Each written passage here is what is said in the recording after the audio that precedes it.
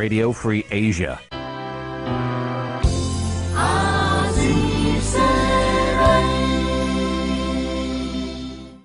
គណៈបក្សសង្គ្រោះជាតិជំទាស់លទ្ធផលដែលកោជប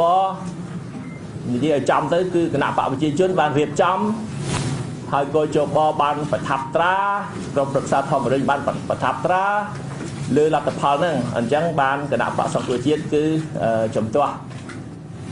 យើងយល់ឃើញថាมันត្រឹមត្រូវมันឆ្លោះបញ្ចាំងឆន្ទៈប្រជារាស្ត្រផ្ទុយទៅវិញជាការបំភ្លេងឆន្ទៈប្រជារាស្ត្រជាការខបត់ឆន្ទៈប្រជារាស្ត្រតាមទៀតជីវិតឲ្យជាតិនៅថៃជាងមកអញ្ចឹង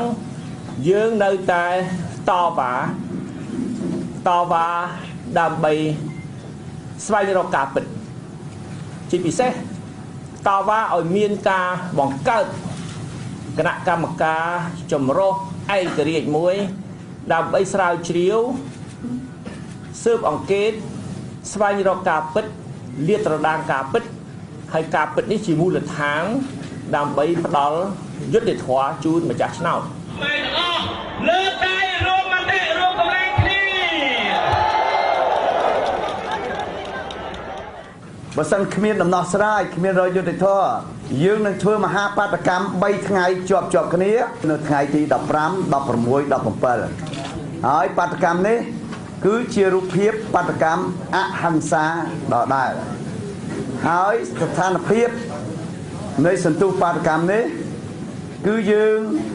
នឹងធ្វើឲ្យធំជាងបាតកម្មមុនតទៅទៀតនឹងឃើញសោកស្ដាយហើយឃើញទឹកចិត្តប្រជាពលរដ្ឋខ្មែរចង់មានយុត្តិធម៌ចង់មានសេរីភាពហើយចំពោះការធ្វើអង្គុយនឹងកន្លែងឬក៏នឹងធ្វើដំណើរឬក៏ធ្វើរៀបបាច់ទៀតវាអាស្រ័យទៅលើដំណោះស្រាយរបស់អ្វីដែលយើងទាមទារនោះបានឬមិនបានប៉ុណ្ណាហើយក៏វាអាស្រ័យទៅលើឆន្ទៈរបស់ប្រជាពលរដ្ឋខ្មែរផងខ្មែរម្ចាស់ឆ្នោតរួមកម្លាំង